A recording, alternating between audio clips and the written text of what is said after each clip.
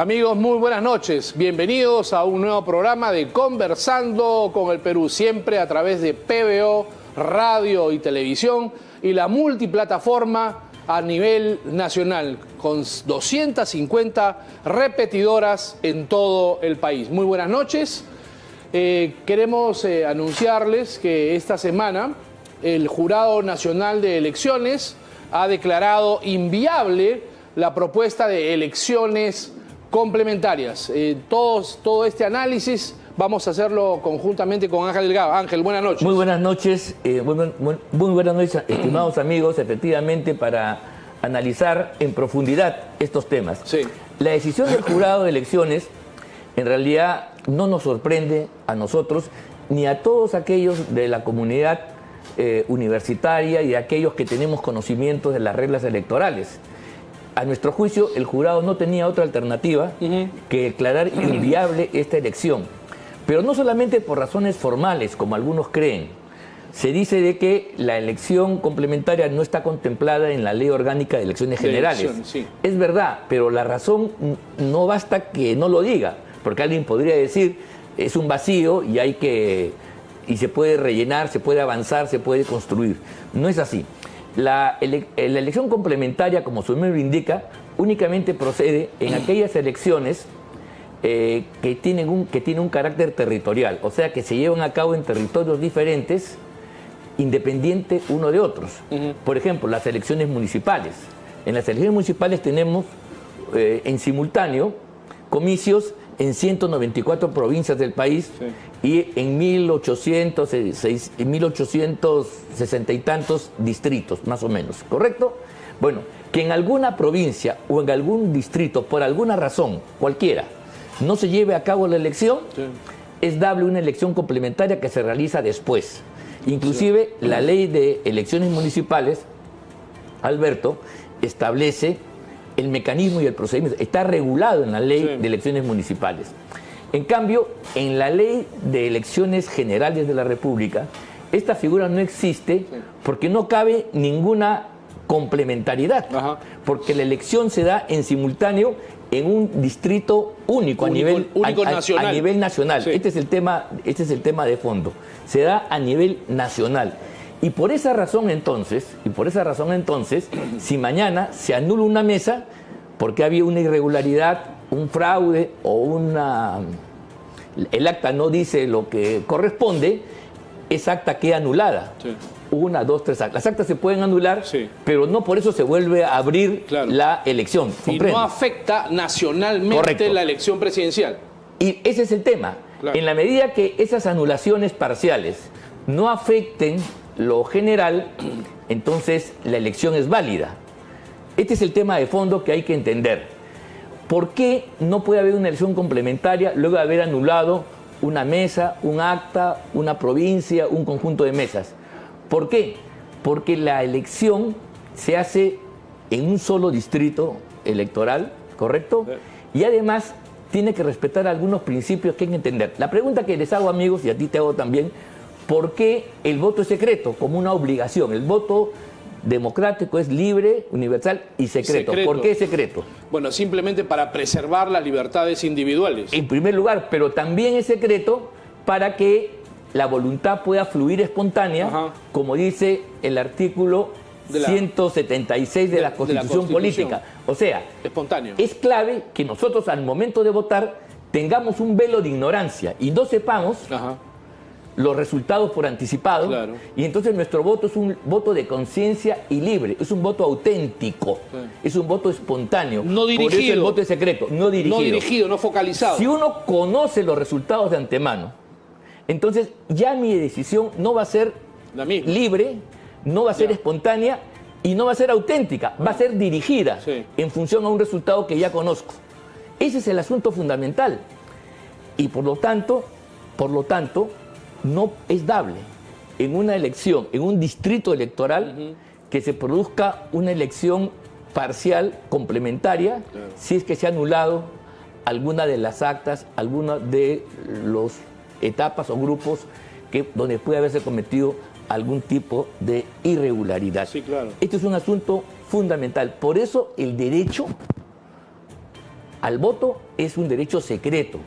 Si mañana nosotros conociéramos los resultados por anticipado, es similar a que ustedes vayan a un concurso y sepan ya los resultados de antemano, sepan los números que son los ganadores. Cierto. ¿Se dan cuenta? De esa manera se desvirtúa. Entonces, no hay elecciones complementarias, no porque no esté contemplado en la ley, sino por la naturaleza, del proceso electoral que se da en un solo distrito. No puede haber una elección complementaria distinta cuando ya se conocen los resultados electorales. Eso daría a todo tipo de especulación y podría dar sorpresas. Por ejemplo, toda la izquierda que no ha votado en Lima por Sánchez podría dirigirse y Sánchez tener una votación que no tuvo en la... En fin, pero esto ya es entrar a la especulación. ¿Te das cuenta? Claro, claro que sí. Ahora, Piero Corvetto ya ha renunciado, muy probablemente se le inicie un proceso, una interposición de demanda por una serie de cuestionamientos, de negligencias, de fraude, que ya se está comprobando, Ángel.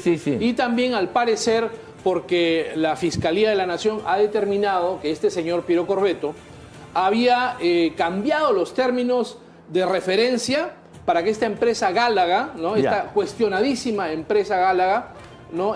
Gane el suministro, la cadena de suministro y distribución de material electoral. Esto constituiría cohecho pasivo totalmente propio, de acuerdo. Y vamos a ver qué sucede. Pero tú y yo sabemos que un Estado democrático, nuestra opinión, por muy digna que sea, no es suficiente para condenar a nadie. Así es. Para que alguien sea condenado por un delito, es necesario una investigación con las reglas del debido proceso y una sentencia firme que haya verificado de modo fehaciente la culpabilidad de la persona. Pero estos son indicios. Yo tengo, así es, pero el indicio no es suficiente para declarar ninguna nulidad. Ese es el tema de fondo.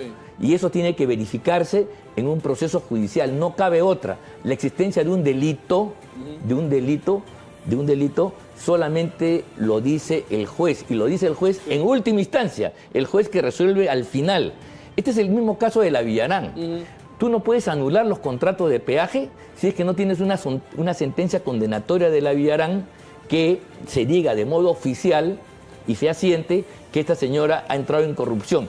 Al establecerse el delito de corrupción, evidentemente los peajes, los contratos de peaje caen por su propio peso. Pero en tanto eso no se produzca, se presume que las reglas anteriores son válidas hasta que lo contrario sea demostrado. Todo esto que estamos hablando es presunción, son hipótesis de la Fiscalía. Hay indicios que seguramente van a determinarse como principios constitutivos de un supuesto delito. Ahora bien, yo digo lo siguiente. Puede haber delito perfectamente. Y de ese punto de vista, me parece bien que el señor haya salido de la OMPE de una forma un poco heterodoxa. No importa, lo importante es que haya salido porque simbólicamente él representaba una sombra gigantesca sobre todo el proceso electoral. De ese punto de vista, aplaudo yo esa decisión, la considero correcta. Y más aún, que se investigue. Yo también tengo las sospechas que ha habido elementos de fraude, y eso puede terminar ya no solamente con su destitución, sino con una condena de tipo penal. El problema está que esos hechos, para que puedan anular una elección en su conjunto, ¿no?, tienen que ser significativos, tienen que tener un volumen, tienen que alcanzar un porcentaje, porque ustedes, amigos, entienden que si se produce un acto, 2 actos, 3 actos de fraude, mañana asaltan una mesa, mañana los personeros no, sino los miembros de mesa se aconchaban, se ponen de acuerdo y fraguan el resultado, ¿correcto? Eso descubierto, ¿cuál es la sanción? Esa mesa queda anulada. Pero eso lleva a la anulación del conjunto, no. Entonces tiene que haber un criterio. ¿Por qué? Porque hay otra gente que ha votado normalmente, ha ejercido su derecho fundamental a la participación al sufragio con libertad y ha escogido. Y hay personas que han sido designadas como miembros del Congreso, de buena fe, sin que haya habido ningún tipo de irregularidad. La pregunta es, escuchen, amigos, ¿por qué las deficiencias, los gravámenes que se producen en un lado van a extenderse y perjudicar los derechos que tienen otros sectores en otras zonas y lugares del país? ¿Por qué mi derecho, que voté correctamente, sin ningún problema, va a ser afectado. ¿Por qué me vas a anular mi derecho? Ah, porque se ha violentado el derecho de aquellos. Ah, entonces que para resarcir el derecho de ellos, tengo que perjudicar el derecho de otros. Los otros pueden decir perfectamente, Sánchez lo va a decir, que este es un ardid que se ha montado en Lima para quitarle el voto a las zonas del interior del país. Y ese es un relato que tiene la consistencia del relato y es capaz de generar una indignación y movilización en torno a la posibilidad que se anule el voto para gente donde no hubo ningún tipo de problema para ir a votar. Entonces, para evitar esta tensión, porque son dos puntos de vista antagónicos, nuestra legislación y la Constitución política, de modo sabio, ha establecido criterios. Y entonces la Constitución dice, artículo 184, que para que se produzca una nulidad total de un proceso electoral, en este caso una elección nacional, es necesario que estén comprometidos 2/3 del total de los votos válidos, de los votos que se han emitido, de los votos emitidos, ¿correcto? O que se haya anulado un total de circunscripciones en el país que alcancen a 1/3 del total de la población electoral que concurrió a votar. Claro. En la medida que estos dos supuestos, como ustedes entenderán, amigos, no se ha producido ni los 2/3 a través de la votación, ni por anulación de en un monto, en un volumen que supera a 1/3 de la población, no se puede generar una anulación completa, total, absoluta. Este es exactamente como el cuerpo enfermo. Uno tiene un tumor, 2 tumores, puede tener incluso cáncer, pero la persona sigue viviendo, trabajando, haciendo su vida normal. ¿Cuándo se produce el colapso que llega ya al final? Cuando la enfermedad hace metástasis. Sí, claro. ¿Es correcto o no? Sí. Entonces, la Constitución y la ley ha establecido cuándo procede. Y para eso se requiere un volumen, un quantum. Si ese quantum no existe, entonces bastaría que se haya violentado el derecho a una sola persona, llevándolo al extremo, para que se anule la totalidad. Y eso, como ustedes, amigos, saben, no tiene. Han votado casi 23 millones de personas, claro, y todos los implicados, con todas las formas que quieran estirar, jalar, no llegan a los 2/3 de ese volumen, ni al tercio que la ley de elecciones señala. Ni por asomo. Por eso. Entonces, la cosa está clara. Entonces, ¿ha habido delito? Probablemente ha habido delito. ¿Está bien destituido? Sí. ¿Ha habido irregularidades? Sí. ¿Ha sido manchada la elección? Sí. Pero la solución, el remedio, no puede contravenir el marco legal y constitucional establecido. Sí. ¿De acuerdo? Sí. Porque entonces la medicina sería peor que una enfermedad. Sí. Y esto es algo que, por lo menos nosotros, lo defendemos por encima de todo. Podemos ser muy amigos, sí, de muchas personas, pero somos más amigos de la verdad. De la verdad. Claro que sí. A la luz del estricto análisis de esta elección, que ya estamos aproximadamente al 96% nacional según los datos de la OMPE, lo que hemos podido apreciar, Ángel, y esto tenemos que ahora analizarlo, discutirlo, es que al parecer solamente eventualmente dos candidatos pasarían a segunda vuelta electoral, que son Keiko Fujimori y también Roberto Sánchez, sorprendentemente Roberto Sánchez, sí, por la razón es que ellos han tenido en el voto marginal rural una votación muchísimo mayor que el exalcalde de Lima, Rafael López Aliaga, que solamente tiene un bastión electoral que es Lima Metropolitana, ni siquiera Lima Provincias. Es decir, él solamente ha podido ganar en distritos mesocráticos, medianos, altos, y a nivel nacional, lamentablemente, Rafael López Aliaga no ha podido vencer, no ha podido ganar en ninguna otra provincia nacional. Voy a marcar nuevamente posición. De mi punto de vista, hubiera sido más conveniente para el país que López Aliaga u otro candidato del sector democrático y constitucionalista pasara a la segunda vuelta. Sí. Eso hubiera sido el mejor castigo a las posiciones radicales que apoyaron a Pedro Castillo y nos han traído este quinquenio fatal del cual todavía no terminamos de salir. O sea, mi posición de lo que hubiera convenido al país era que el señor López Aliaga pasara a la segunda vuelta sin ningún problema. Ahora, el hecho que no lo haya hecho, a mí no me lleva a una posición a negar la realidad. A negar la realidad. Y por esa razón yo creo de que las cosas ya están prácticamente determinadas, porque ya se han terminado la votación de las actas que están en manos de la OMPE, ya han sido contabilizadas, ya hay una distancia de 22.000, 23.000 votos a favor de Sánchez sobre López Aliaga. Sí. Las actas que están siendo revisadas en este momento por los jurados especiales y que probablemente pasen al Jurado Nacional de Elecciones, señores, no son actas desconocidas, son actas trajinadas y conocidas por todos. Los personeros las conocen, ya las han contado extraoficialmente, claro está, y su resultado se sabe. Claro. Y en consecuencia, el resultado que se conoce de las actas que están siendo hoy tratadas, ¿no?, le da refuerza la ventaja del señor Roberto Sánchez, lamentablemente. Ahora bien, la revisión que hace el jurado especial, los jurados especiales y el jurado nacional puede anular actas y va a validar otras. Sí. Pero en esa anulación y validación, ¿no?, probablemente no se altere la proporcionalidad. Ese es el tema de fondo. Claro, ¿no? La esperanza de los sectores que benefician a López Aliaga están esperando que en esas actas observadas, es decir, cambie positivamente el resultado electoral. Eso implica que todas las actas que ellos han impugnado se declaren fundadas, o sea, que se anulen las actas que favorecen a Sánchez, y todas las que los personeros de Sánchez han hecho contra López Aliaga sean declaradas infundadas, o sea, sean rechazadas. Hipótesis, como ustedes saben, absolutamente improbable. Claro. No es así. El asunto será cabeceado, habrá una cosa proporcional, va a haber actas que van a ser rechazadas y actas que van a ser admitidas, validadas y van a entrar al cómputo, ¿no? Que van a venir de uno de los dos lados.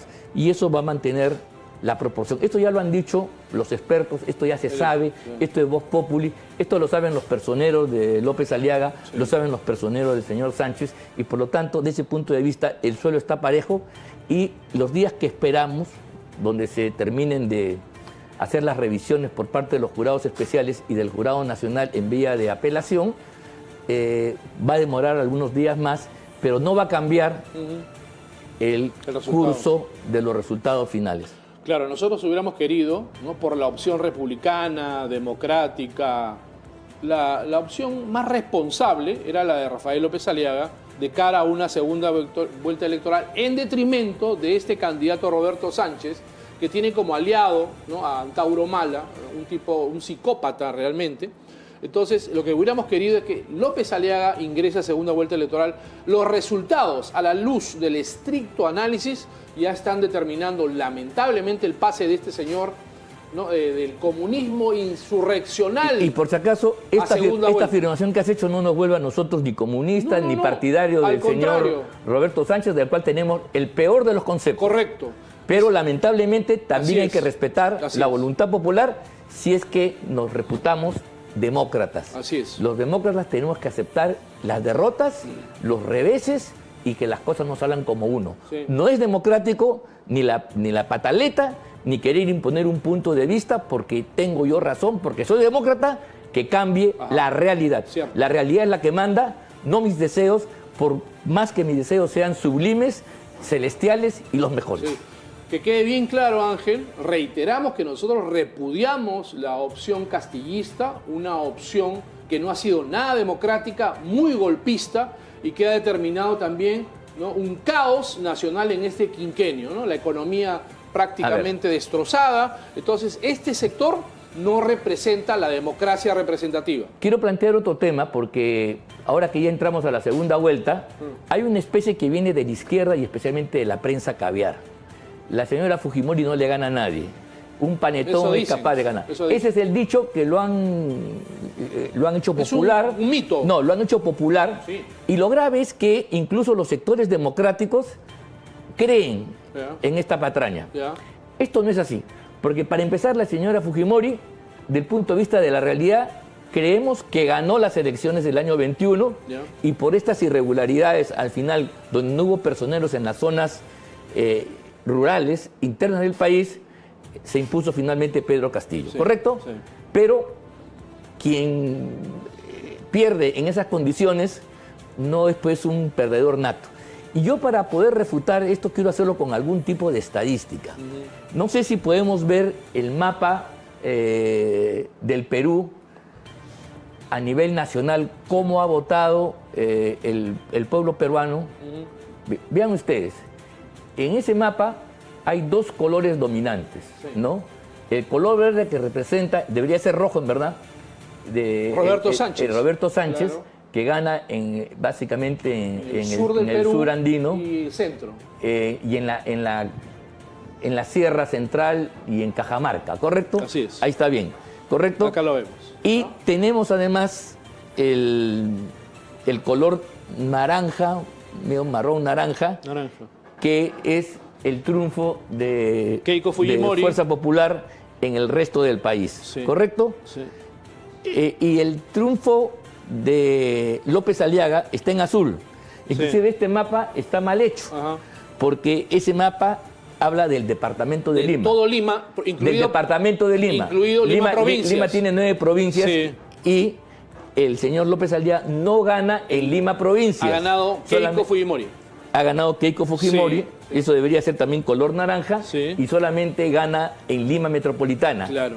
Y dentro de Lima Metropolitana, no tenemos el cuadro lamentablemente, pero vamos a traerlo para la próxima, ustedes van a ver que todo el cinturón de votación popular es ganado por Keiko Fujimori y Nieto en segundo lugar. Sí.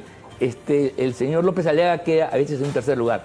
La votación de López Aliaga es en los distritos consolidados fundamentalmente, en sí. los mesocráticos Sí. y los distritos altos, que le ha permitido alcanzar un 20% de los sufragios. Tampoco tiene la mitad de los votos de Lima. Sí. ¿Correcto? Entonces, esta es la votación de López Aliaga, que Sí. como tú verás, no tiene otra presencia nacional más que en Lima Metropolitana y en Lima dentro de algunos distritos mesocráticos Ajá. y altos. Ahora, hay una similitud entre la votación de Keiko Fujimori y de Roberto Sánchez en lo que se refiere al nicho de educación básica y educación superior. Sí, sí. En educación básica, que prácticamente es el voto marginal rural, ¿no? Sánchez y Keiko aproximadamente tienen un 60 entre 70%, ¿no? No, antes de eso, tienes razón.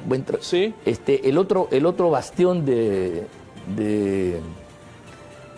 Fuerza Popular, de Renovación Popular de López Aliaga es el extranjero.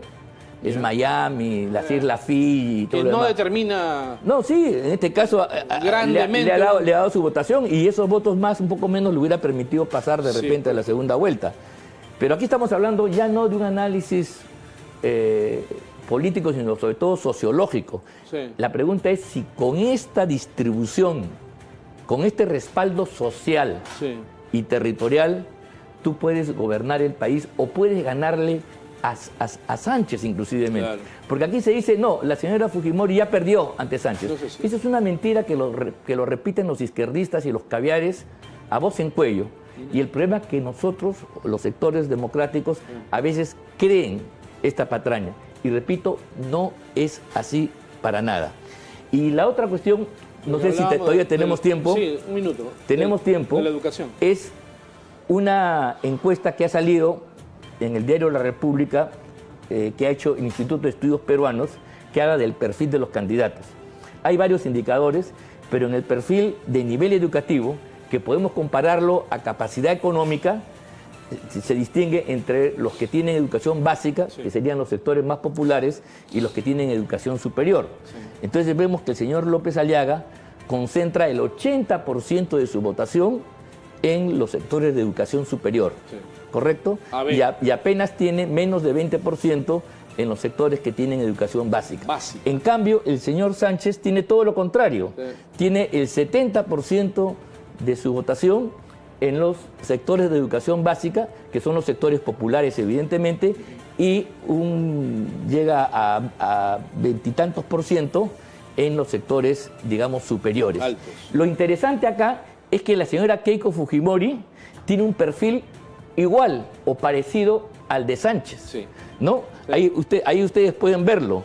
Hay un 68%, 68 de educación ¿no? básica. básica y un 31 a nivel superior. O sea, el perfil de los dos candidatos que pasarían a la segunda vuelta es un perfil superior. O sea, su principal asentamiento está en los sectores que tienen educación básica, que podemos decirlo, traducir, los sectores populares. Así es. ¿No? A total diferencia de lo que pasa con López Aliaga. Entonces la pregunta es, ¿quién puede derrotar la amenaza roja?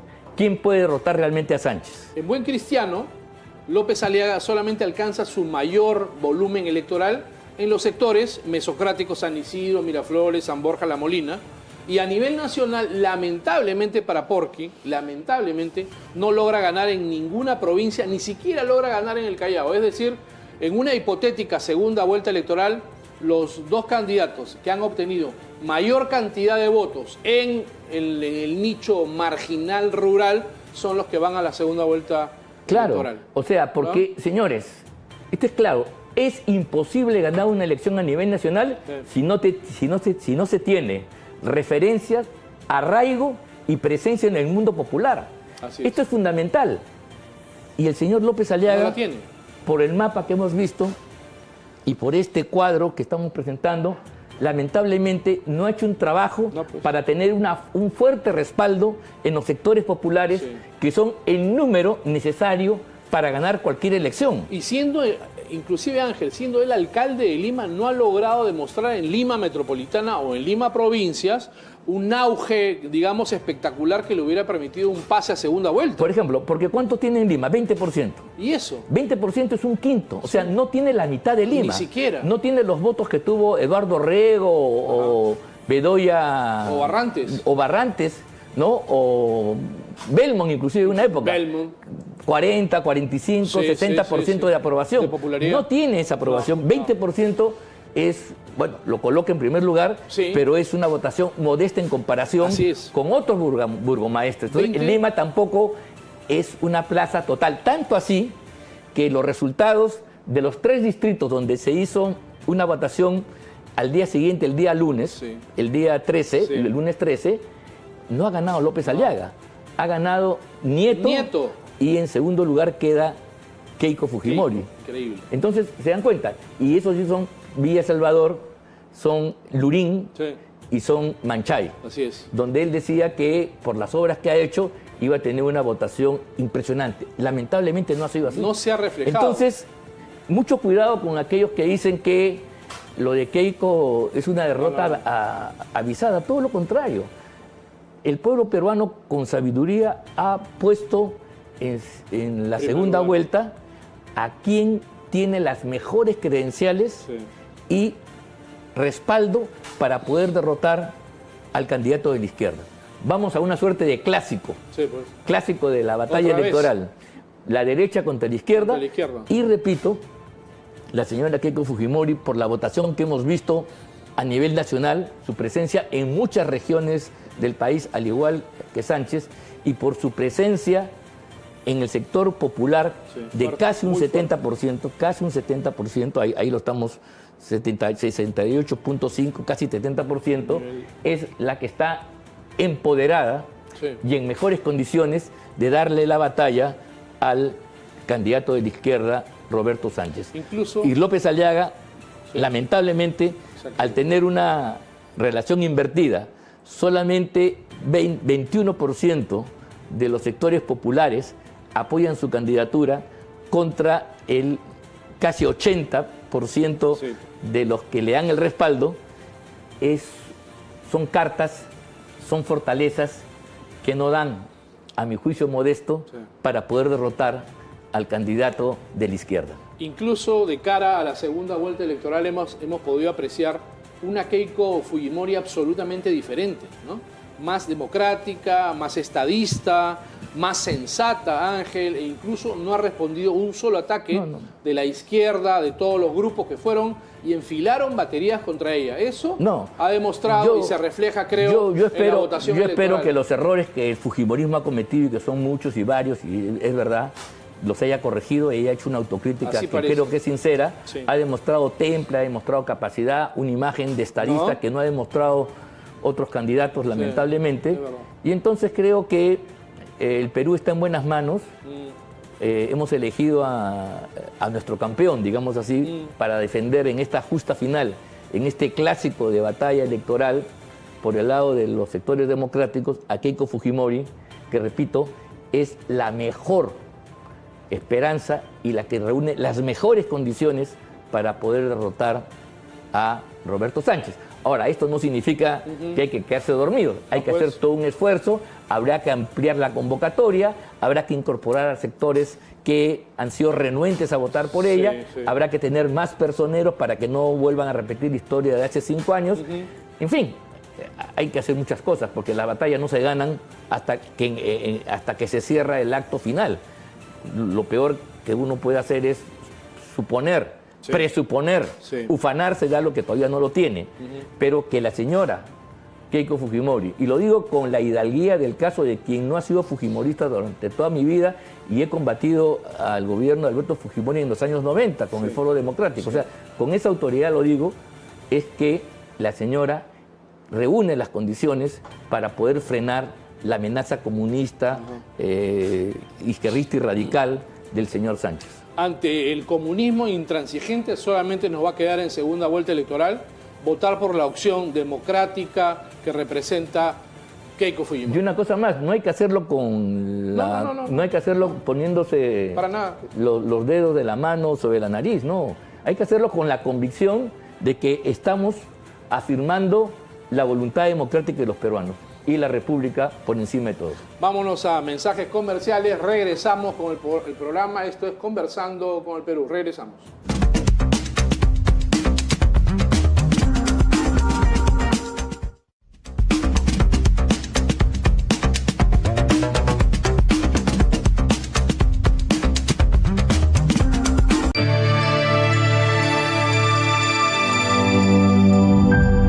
Está viendo PBO. En Redondos queremos saber cuál es el plato más rico que recuerdas. Quizás no se ve así, y sí más parecido al clásico de tu abuelita, que aunque no se veía tan perfectito, su sabor sí que lo era. Y es que Redondo sabe, y sabe muy bien que para los peruanos primero es el sabor, luego que se vea bonito, porque la vida real no es perfecta, pero definitivamente así sabe mejor. Redondos, comamos bien, vivamos mejor.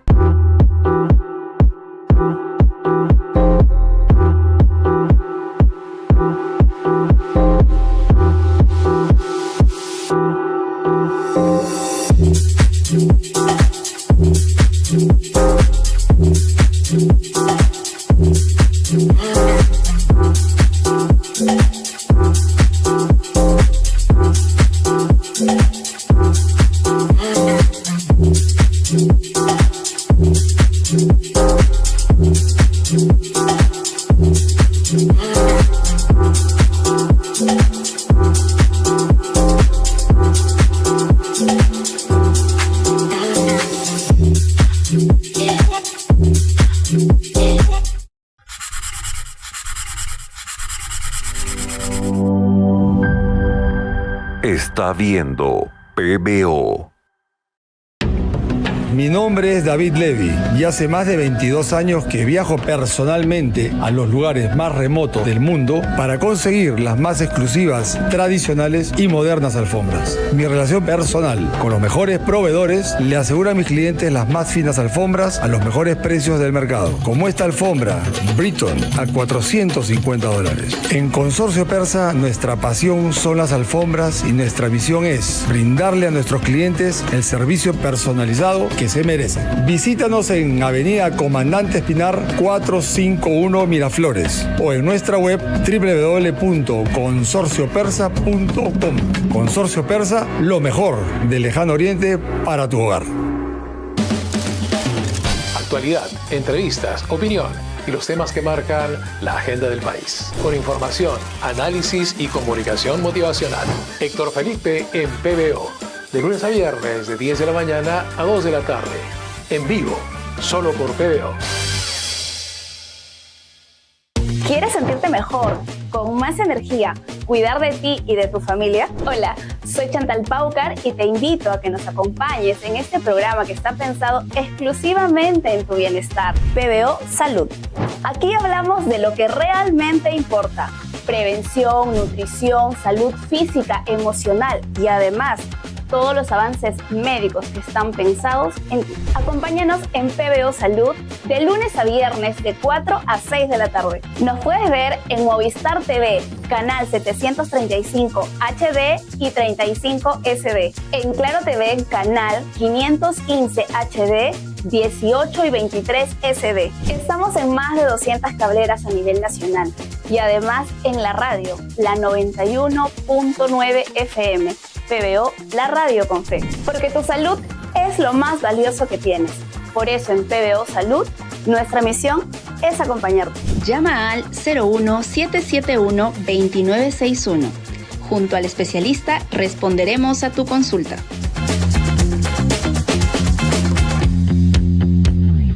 Tu internet vuela y ahora tu tele también. Con el nuevo Duo Fibra Más tienes todo. 600 megas por un año, pagando solo $59.90 al mes por los primeros 6 meses. Ahora con nuevos canales. Disfruta de TNT, CNN y Cartoon Network. Lo mejor en noticias, películas y dibujos animados. Son más de 100 canales por solo 40 soles más al mes. Visítanos en nuestras oficinas o llama al 016-418-000.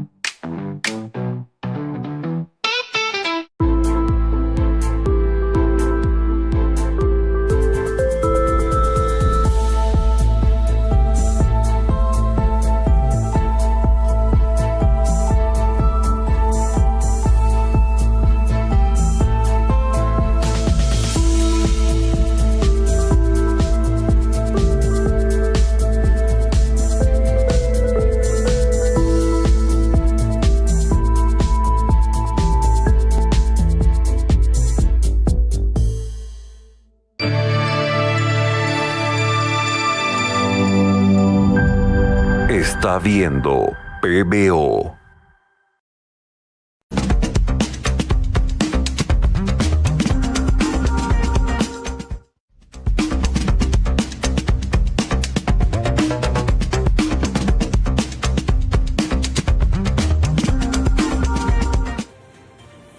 Amigos, regresamos al programa. Estamos ahora con Sergio Bolívar.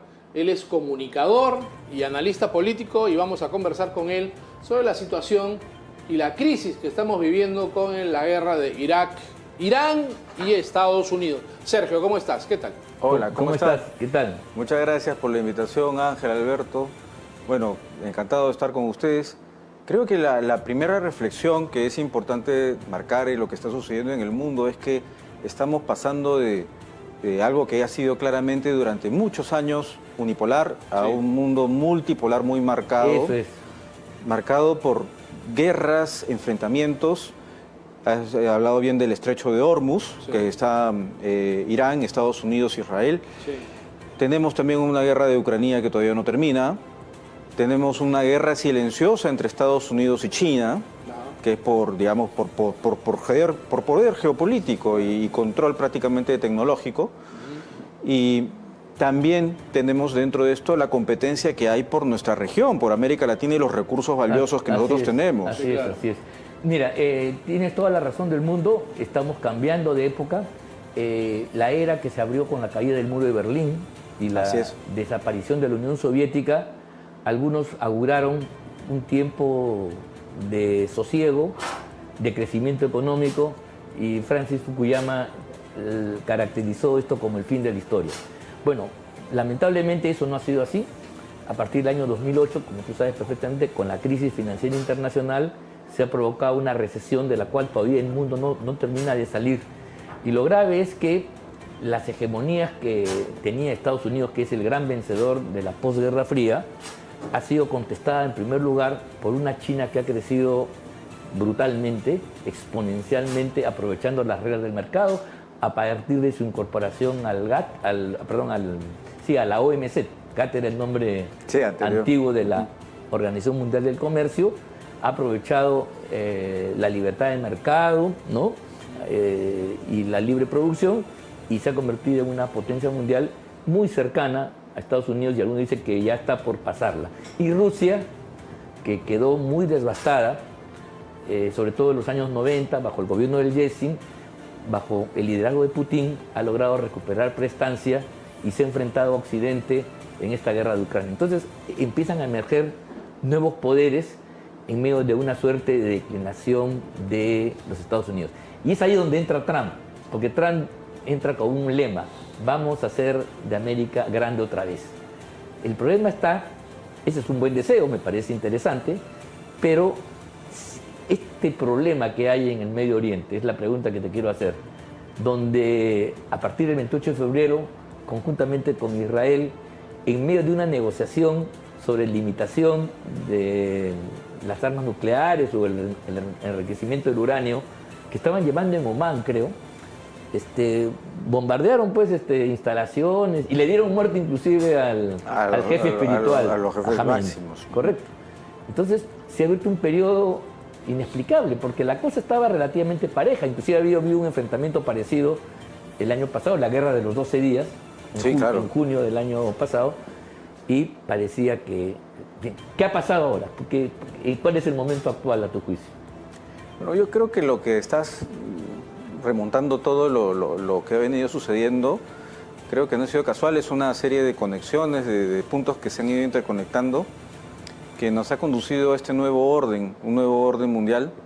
Y por cierto, el muro de Berlín no es que se cayó, sino que lo derrumbaron, claro, ¿no? Entonces claro, hay un claro. tema ideológico fuerte de desmitificación de cosas que han ido sucediendo a partir de eso, y muchos organismos multilaterales también que han participado en este tema, financiando determinadas causas que no han sido necesariamente las que una nación sin ningún tipo de interés particular lo propondría bajo valores democráticos. Entonces ahí hay que revisar, creo, con mucho cuidado qué es lo que ha venido pasando y qué puede explicar de alguna forma por qué estamos así el día de hoy con unas guerras inesperadas, que dicho sea de paso, el día 28 de febrero fue donde este ataque conjunto entre Estados Unidos e Israel inició, ¿no? Este año, porque se sobrepasaron el límite violando el derecho internacional. Violando el derecho internacional por parte de Irán sobre su cuota de lo que va a ser uranio, ¿no? en su armamento. Entonces, el 60% más de lo que deberían tener. Y ese ataque fue el inicio imparable hasta que llegó un mediador pakistaní a principios de este mes, 7 de abril, si es que no me equivoco, que dieron un cese al fuego, pero que ha sido intermitente hasta hace unas semanas, que todavía ha continuado. Pero ¿qué ha pasado en sí? En lo que vivimos hoy en día, después de tanto exterminio por parte de las fuerzas iraníes, es un momento en el que Irán se ha dado cuenta de que puede hacer mucho más con lo que tiene y perjudicar mucho más a una superpotencia de lo que se puede imaginar puede hacerlo un país tan pequeño. El estrecho de Hormuz es, creo, la explicación fundamental. Esa es su bomba atómica. Esa es su bomba atómica. O sea, el bloqueo de ese estrecho, además con armamento de bajo nivel, ¿no? O sea, hablamos de drones, misiles. Nada sofisticado. Nada sofisticado. O sea, es un tema. Un dron Shahshed te termina costando entre $30.000 a $50.000. Sí. En cambio, Estados Unidos ha invertido desde el día 100, en promedio entre $3.500 millones, y un Patriot de estos interceptores gigantescos que ellos han desplazado a toda la zona de guerra, te está costando aproximadamente unos $4.000 millones. Entonces, ¿de qué hablamos? Ellos se dan cuenta de que con este armamento, estas minas, ¿no? Bombardeo aéreo, misiles de bajo alcance, pueden generar unas primas de riesgo altísimas que han exorbitado enormemente el costo de lo que puede implicar para la fuerza naviera. Recordemos que por el estrecho de Hormuz pasan diariamente, ¿no? Estamos hablando de una generosa cantidad, son 20.000 millones. Claro, dice que el 20% del total de la producción mundial, ¿no? El 25% de toda la producción mundial, estábamos hablando de 20.000 millones de barriles diarios, ¿no es cierto? Entonces, Todo lo demás se concentra en otros estrechos que digamos, no van a cubrir. Y si tú buscas vías alternativas, vas a poder cubrir una fracción muy corta, entre 3.51 millones de barriles diarios, o sea, es una mínima parte, ¿no?, de lo que vas a poder cubrir. Bab el Mandeb también dicen que es un estrecho que está en la frontera de Djibouti con Yemen, que también al otro lado de la península arábiga. Han amenazado también con cerrarlo. De ahí pasa más o menos el 20-25% del comercio internacional. Entonces, esto genera pues una grave, digamos, colisión, ¿no?, en el panorama internacional. La pregunta es, Sergio, Irán es un hueso duro de roer. No Totalmente. va a caer, al parecer, como se había pronosticado por Estados Unidos y por Israel, ¿no? En un fin de semana, dijeron. Y no va a haber cambio de régimen, al parecer, por el momento. Por más que mataron al ayatollah. ¿No? Por más que mataron al ayatollah, hay unos criterios que vienen de muchos años atrás, fundamentalismo, propiamente de fundamentalismo religioso mezclado con tema de poder político y familias, y eso no es sencillo de quitar como forma de arraigo. Ahora bien, ellos ya encontraron la fórmula de perjudicar a una gran potencia. Y el tema es netamente económico. Paras a todos los navieras, incrementas el precio del Brent, que ahora está en $105 a nivel internacional, el precio del crudo, ¿no? Y saben de que eso bloquea prácticamente todo el comercio hacia Asia, hacia África, todo el comercio europeo también que proviene allá del crudo. Entonces ese es un bloqueo energético prácticamente. Sí, claro. Y genera una inflación mundial. Genera una inflación mundial. Incluso en el Perú. Todos los derivados del petróleo empiezan a subir, la gasolina. A nosotros nos afecta enormemente, ¿no? A nosotros fertilizantes también. Y fertilizantes. Fertilizantes, derivados. Eso hace que aumente el precio de los alimentos, la inflación, la comida. Todo lo que es nuestra canasta básica va a aumentar. Así es. Más la inflación que genera y viene junto con ello. Correcto. Entonces es complejo. Claro, sube la gasolina, sube todo. Es una guerra que parte desde principios propiamente estratégicos, de costos, logísticos, y eso tiene implicancias domésticas en los países. Sí. En todos los países del mundo, porque no solamente es Perú, también Estados Unidos, de $4 el galón, es una locura insostenible para cualquier gobierno. Ya ha ido bajando bastante y le ha impactado en la popularidad del propio Trump, ¿no? Ahora, una cosa más. Paradójico, esto es paradójico.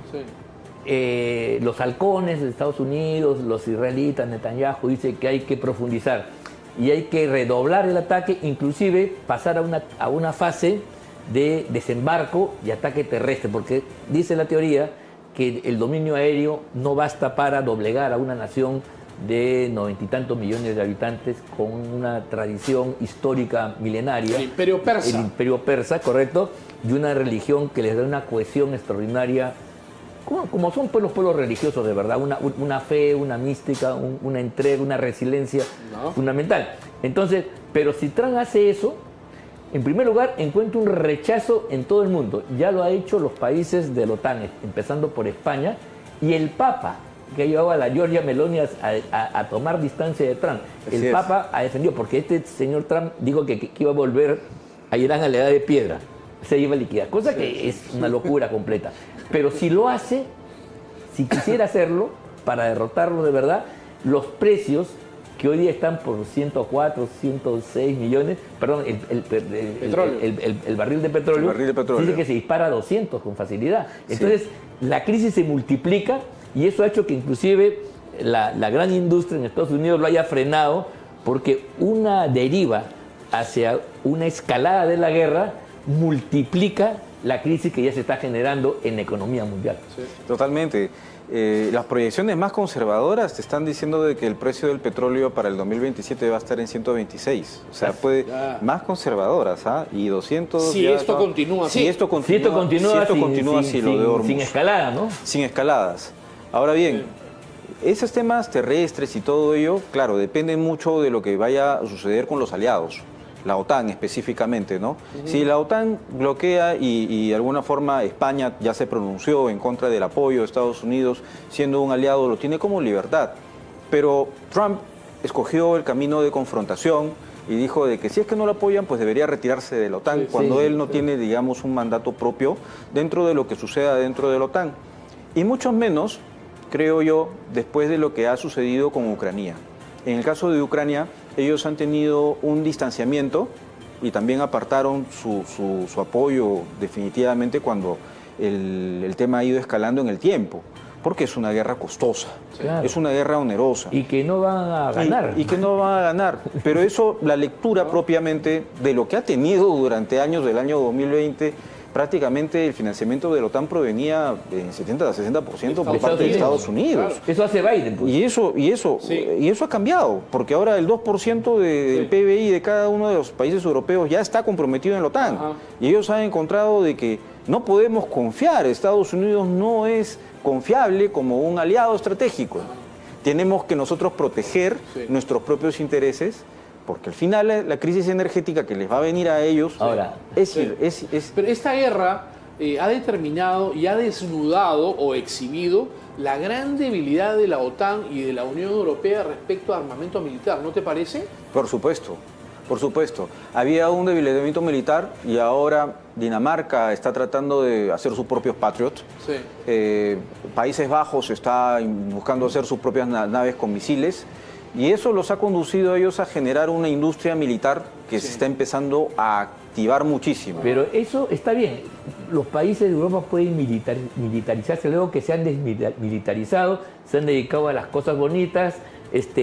China y otros países le producían los bienes, ellos hacían básicamente industria cultural, era el foro del debate, y Estados Unidos era el guardián que los protegía.